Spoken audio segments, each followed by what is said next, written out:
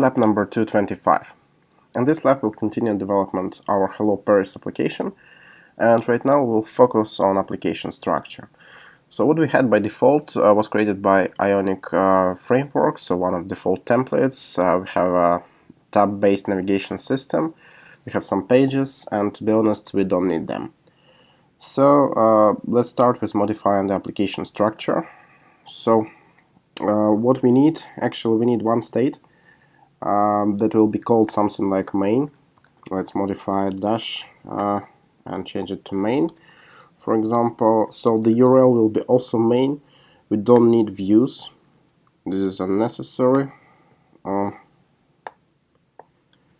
Controller can be called the same way, like main controller. So the template URL will be called main. We don't need any other state provider, so this will be enough to have our application structure. The only thing is that when our app starting, or if we will enter some wrong URL, we will need to navigate to our main page. That can be achieved by specifying URL route provider otherwise and put in main here as the URL. So basically that's all. Our controller will be named main controller. We don't need anything else, just this controller. So let's change controller files to include only this. So we'll have one controller called main. This is enough. You don't need to save file right now, because otherwise the routing will go crazy. So let's prepare everything and then we will save that. Or the second option, and probably this is better, let's disable the live reload server for a moment and then we will enable it again. Because right now if we will save those files, the routing will start and we still do not have main HTML, so we'll actually have a lot of load on our web server and VM itself. So templates, let's change something like tab dash to rename it to main, and we don't need everything inside. We will have just Ionic view without any title, inside which we'll have contents which actually represent our page. Let's type here something like talk to me, that we actually need to have as an intro text, and that's all for now. So I will save this file. I don't need anything else inside my template, so I can simply delete everything, like those things, for example, tab account, tab chats, tabs itself.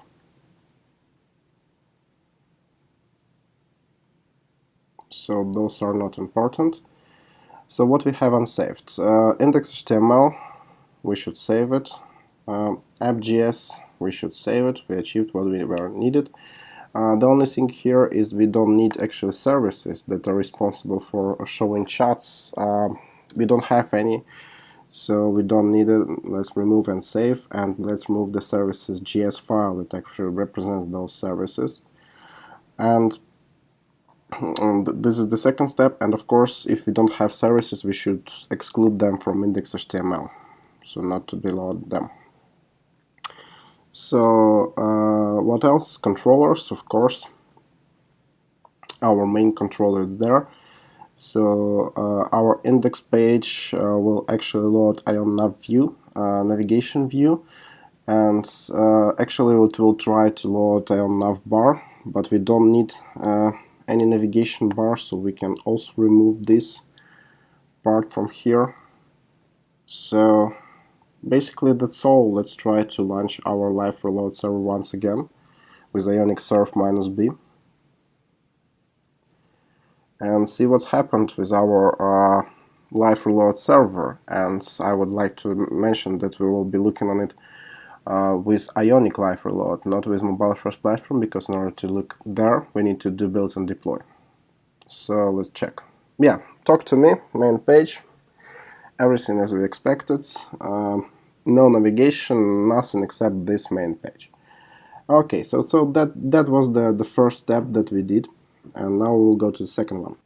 And the second step for us will be to modify main.js file in order to have a server connectivity, because if we are not using server, then there will be a quite hard task to find the reason to use MobileFirst Platform, of course.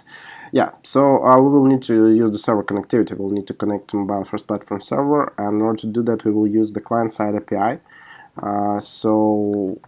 Worklight client connect, just as example that you see in there on top.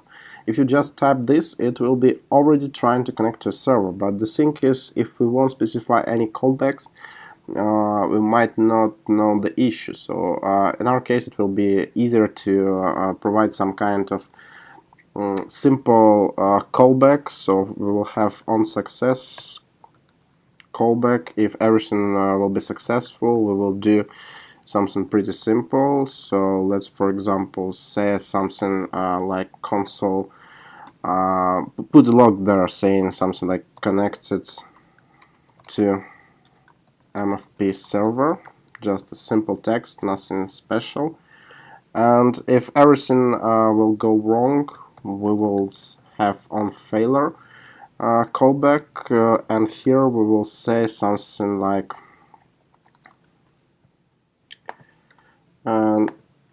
not connected to MFP server, or failed to connect. Yeah, let's have failed to connect. Failed to connect to MFP server. So just like this will actually do a server connection for us, and we should be able to see this connection. So in order to test this, we will need to do build and deploy from our second tab in terminal. So I will do mfp built and deployed. This will be building our app and deploying on MobileFirst Platform, and then I will try to see the changes. So if we will be quite successful, then we will be able to see this line connected to MFP server inside the console. So let's try. This is talk to me application. Let's inspect the element.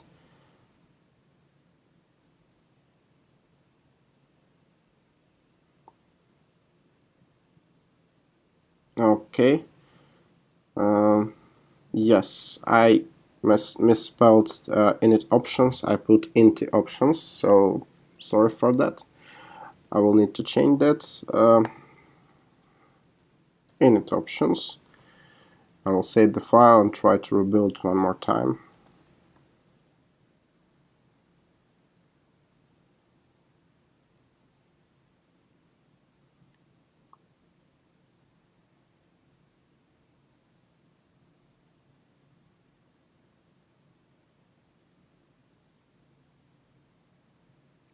Okay.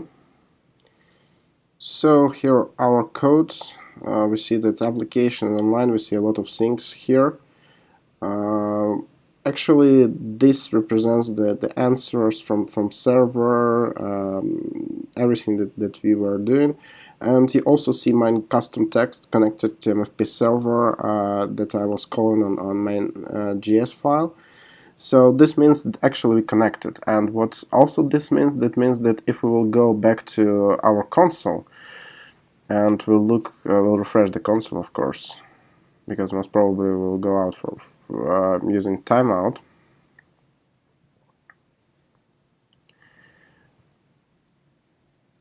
We should be already known that actually our app was connecting to a server. Unfortunately, this is not so clear to view that if you are not using Android environment or some other phone environment, because otherwise inside the environment we will see the device is active. In order to test that, I will actually launch this console in a bit bigger window.